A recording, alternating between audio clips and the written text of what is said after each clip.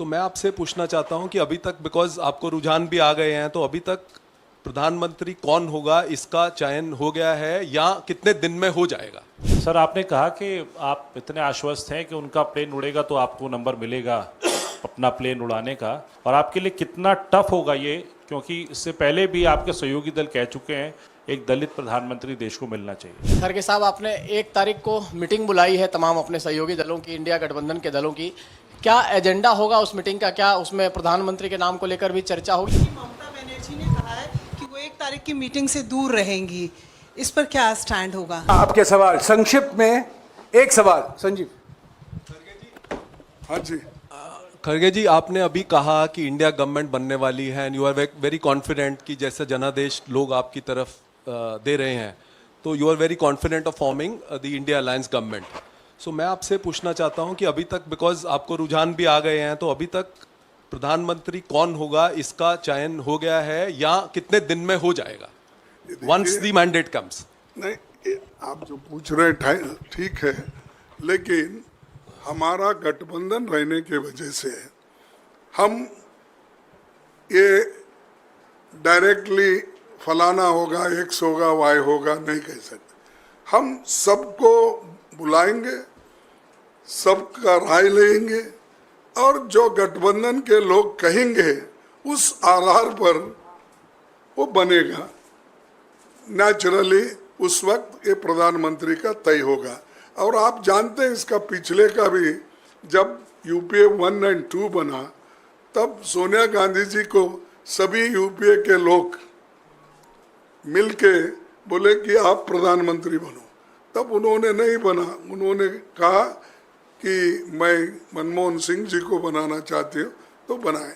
तो इसीलिए हमारे पास सब तरीके के, यानी सबको लेके जाने का हमारा जो मकसद है वो ठीक हो जाएगा। हाँ जी, मौसमी। सर, अभी अभी डेटा आया है कि प्रधानमंत्री ने 206 रैलियां और इवेंट की हैं, बीजेपी की तरफ से आए आंकड़े, और 80 इंटरव्यू दिए हैं, जो कि रिकॉर्ड प्रचार है। और इसी तरह से सरकार बनाकर बीजेपी सारे पिछले रिकॉर्ड तोड़ेगी। उस पर आपकी प्रतिक्रिया चाहिए। सारे पिछले रिकॉर्ड तोड़ेंगे जो बोल रहे हैं, पर इतना क्यों फिर रहे हैं? क्योंकि मैं नहीं देखा 2014 में इतना फिरे थे, फिर 2019 में भी इतना नहीं फिरे। अब क्यों परेशान है इतने जो आपने आंकड़े हमको दिए? 206 रैली उन्होंने की।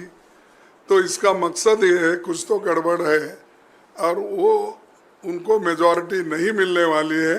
इसीलिए उनकी कोशिश ये हो रही है कि खुद भी गली गली चले जाए, शहर शहर चले जाए, और गली से दिल्ली तक ये मीटिंग उन्होंने की घबराहट में है। ये 4 जून को ये घबराहट खत्म होगी। सर, आपने कहा कि आप इतने आश्वस्त हैं कि उनका प्लेन उड़ेगा तो आपको नंबर मिलेगा अपना प्लेन उड़ाने का, तो आप सब लोग साथ बैठेंगे। उस वक्त सोनिया गांधी जी ने को फैसला लेना था, क्योंकि वो कांग्रेस की अध्यक्ष थी। आप आज कांग्रेस के अध्यक्ष हैं, और जैसा कि जयराम जी ने भी कहा कि सबसे बड़ी पार्टी का हक होगा, तो मतलब कांग्रेस से ही कोई प्रधानमंत्री होगा। और आपके लिए कितना टफ होगा ये, क्योंकि इससे पहले भी आपके सहयोगी दल कह चुके हैं एक दलित प्रधानमंत्री देश को मिलना चाहिए। देखो, मैं आज तक 53 साल में बहुत बार मेरे को ऑफर भी आए देवेगौड़ा के साथ। जब मैंने खुद राज्यसभा में, आप सुने होंगे, तो उन्होंने क्या कहा था मेरे लिए जब गठबंधन की सरकार बनाने के वक्त।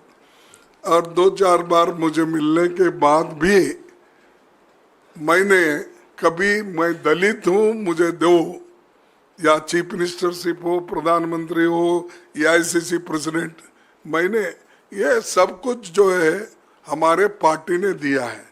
सोनिया गांधी जी की देन है मैं समझूंगा, क्योंकि उन्होंने बुला कर मुझे अपोजिशन लीडर भी बनाया, बुलाकर उन्होंने राज्यसभा टिकट भी दिया, और फिर यहाँ भी अपोजिशन लीडर बनवाए।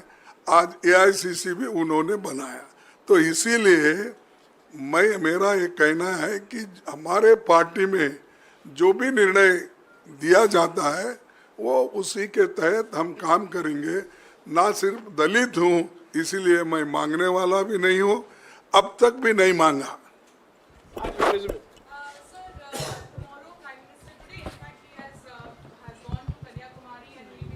Meditation there.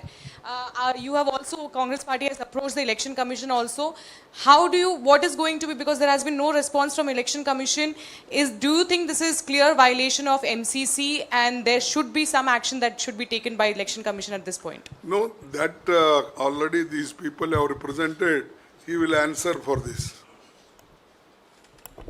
हमें कोई इतराज़ नहीं है 1 तारीख के बाद कहीं भी जाएं मेडिटेशन के लिए, पर कल मेडिटेशन और परसों मेडिटेशन के लिए जो जा रहे हैं ये आचार संहिता का बिल्कुल स्पष्ट उल्लंघन है। ये हमने चुनाव आयोग को अवगत कराया है। 1 तारीख के बाद वो कहीं भी जाएं मेडिटेशन के लिए, और 4 तारीख के बाद तो परमानेंट मेडिटेशन होगा उनको, क्योंकि वो निवर्तमान प्रधानमंत्री हैं। खरगे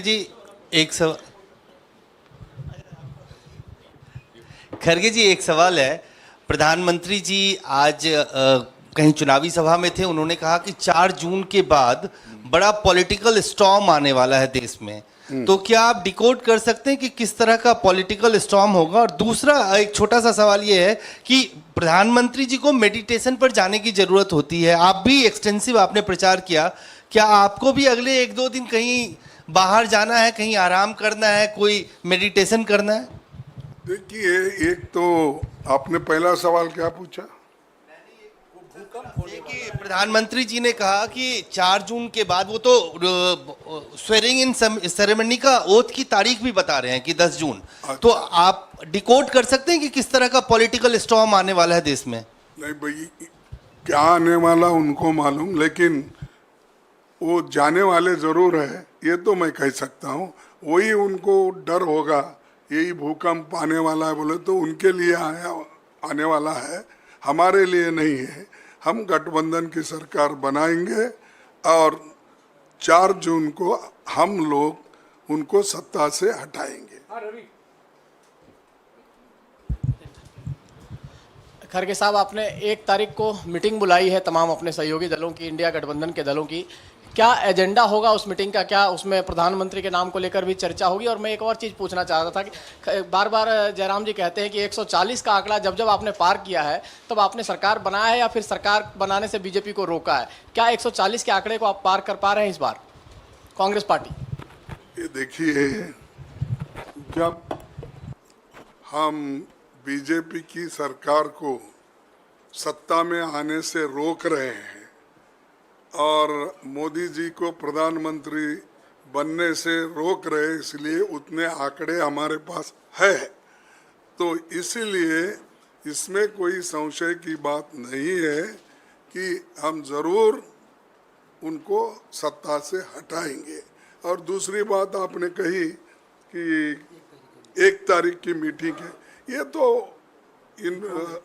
इनफॉर्मल मीटिंग है। हम काउंटिंग के दिन क्या क्या स्टेप्स लेना और क्या क्या करना, इसके बारे में सोच रहे हैं, दूसरे किसी चीज के ऊपर मीटिंग नहीं है। That's all. ममता बनर्जी ने कहा है कि वो 1 तारीख की मीटिंग से दूर रहेंगी, इस पर क्या स्टैंड होगा? देखिए, हमने बोला ना, ये तो इनफॉर्मल मीटिंग है, इसमें हम सिर्फ काउंटिंग के दिन कैसी हमारी तैयारी होना चाहिए और कैसे हमारे लोग अलर्ट रहना चाहिए, ईवीएम के बारे में हो या काउंटिंग के जो 17C फॉर्म, ये इसका कैसा इस्तेमाल होता है उसके बारे में, ये जो जनरल है इसका कोई इसमें, अब उन्होंने ये भी लिखा है हमको कि उस दिन मैं इलेक्शन में बिजी हूँ और खास करके उनके जो अभिषेक का इलेक्शन भी उसी दिन है, इसीलिए मैं बिजी हूँ बोल के उन्होंने इत्तला किया है।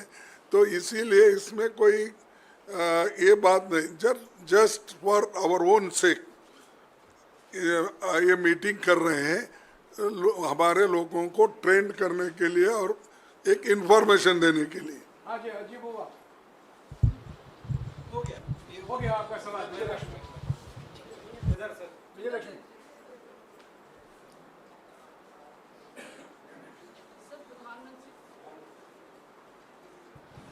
सर, प्रधानमंत्री ने आज अपनी रैली में कहा कि अगले 125 दिनों का खाका उन्होंने तैयार कर लिया है जब सरकार बनेगी तीसरी बार, और उसमें 25 दिन जो हैं वो युवाओं पर केंद्रित होंगे, किस तरह की स्कीम्स होंगी, किस तबके के लिए क्या करना है, ये तय कर लिया है। आप लोग अगर कह रहे हैं कि आपकी सरकार बन रही है, तो क्या आपने भी कोई रोड मैप तय कर लिया है अपने लिए? देखो, उन्होंने क्या करते हैं हम उधर देखते नहीं, हम क्या करने वाले हैं वो पूरा हमने बता दिया। हमारा गारंटी कार्ड आपके सामने है, वो काम हम शुरू करेंगे। तो इसीलिए मोदी को देखकर हम काम नहीं करते, हमारा खुद का एजेंडा है, हम वो इम्प्लीमेंट करेंगे। शुक्रिया खड़गे जी। वेणुगोपाल जी, आप No. This tomorrow's meeting only, Congress President already told on first meeting, is only for discussing about the counting preparations.